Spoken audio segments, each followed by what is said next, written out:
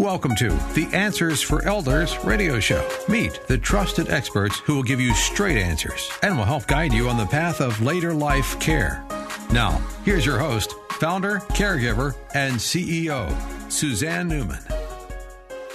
And welcome back, everyone, to Answers for Elders Radio Network, heard across the USA. And we are the North Star of navigating senior care. And we're talking about occupational and social wellness with those who have Alzheimer's and dementia. And if you have a loved one, maybe experiencing some dementia and Alzheimer's, you're wondering how to support them and how to deal with this. And I would love to have you listen to this amazing guest, which is Michelle Cornelius, and she is the Vice President of Memory Care for Cogir Senior Living. And Michelle, welcome back to the show. Thank you. Michelle, I want to back up just a little bit because we talked about all the things you guys do, but obviously every day there's a new day in your community. And probably one of the goals for every day is that they have the best quality of they can in a particular day. How do you do that? How do you ensure that they have purpose every day? Sure. And we do. We talk about every day having some purpose and meaning, but that's what we all want from life. Yeah. And so, part of it is the activity calendar programming, certainly. And our lifestyle team works very hard at creating calendars that focus on 7 dimensions of wellness. We have signature programs. Very close to what we're doing now. Yeah. Very close to what we're talking about right now. Right. And when we're talking about those dimensions, it's giving everybody an opportunity to have a really well-rounded lifestyle, cadence. We talk about the cadence of the day. And when we talk about music, it's about being really full-bodied and giving a full sound to everything that we do. Yeah. And so with Cogir, we look at what can we do to develop something for everyone? Right. It's not that everyone is going to participate in everything. And we work really hard with families to understand, yes, we have this really full calendar, but I can't make mom who has never been interested in art suddenly come to an art class. Yeah.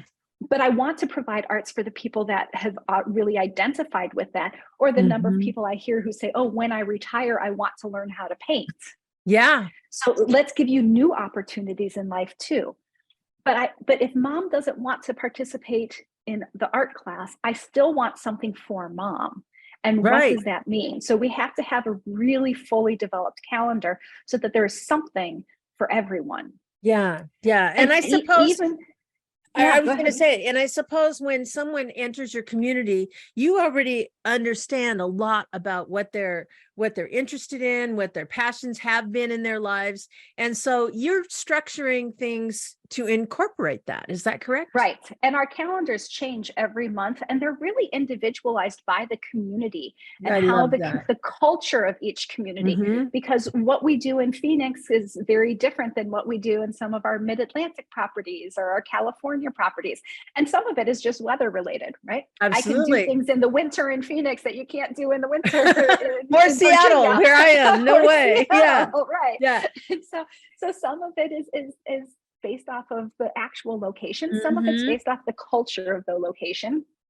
Even the foods we serve vary depending on where you are. Folks in the Phoenix area are used to a little spice in their food, but in other areas, they don't want that. Right. Even a little pepper can be too much. So we have to vary things by region as well as by the people who are involved. Yeah. And then we have to vary it for the amounts of support that people need as well. Yeah. Yeah. People in the early stage of dementia, we want to make sure we're incorporating a lot of reminiscing and a lot of things that trigger their memory. And it's a different type of support than for folks who are in the later stages where we need to give a lot more time. We need to use a lot more sensory integration. So we might have trivia, and trivia is going to look very different for people in the early stage than in the late stage. Our exercise groups will look very different depending on what stage a person is in their disease process and the amount of support they need to be successful. Yeah. And I said, it's interesting because you talked earlier in the previous segment about living where they are In other words, being where they are. And I love that. I wanted to come back to that phrase that you used.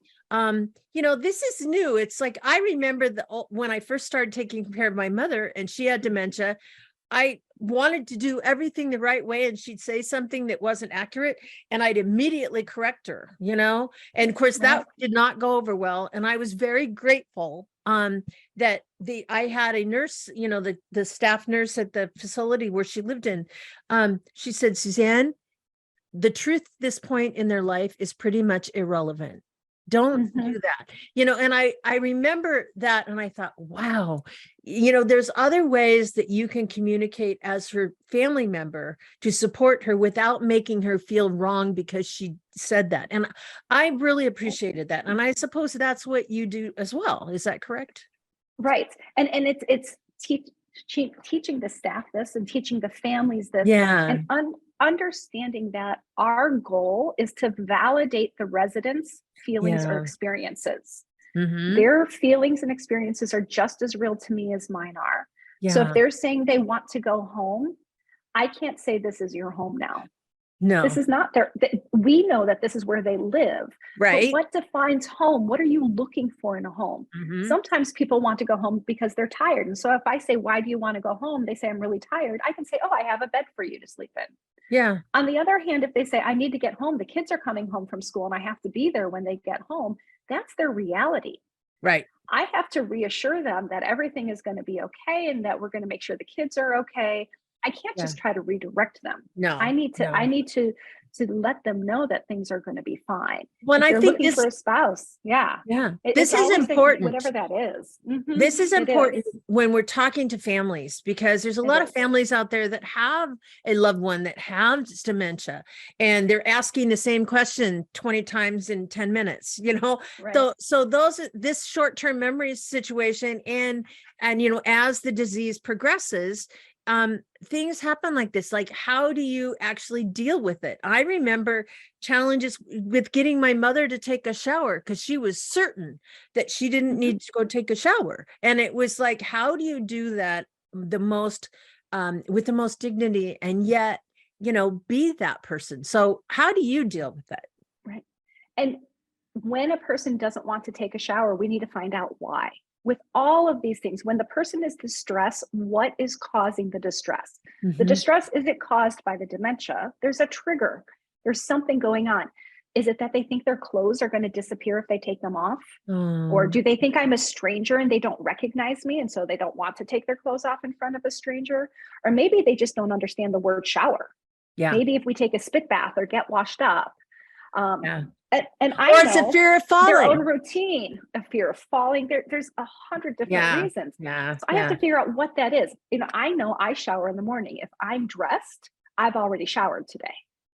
So we have to look at routine. We have to look at their old habits and their how they have always approached it. And we need to live in that reality with them.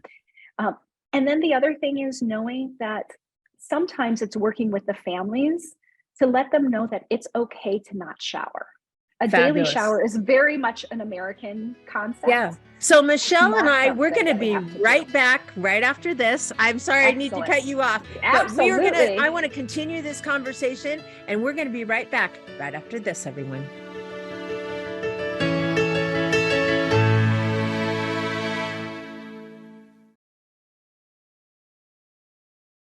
We at Answers for Elders thank you for listening.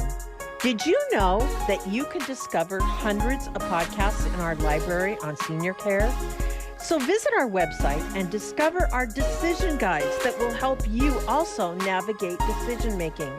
Find us at answersforelders.com.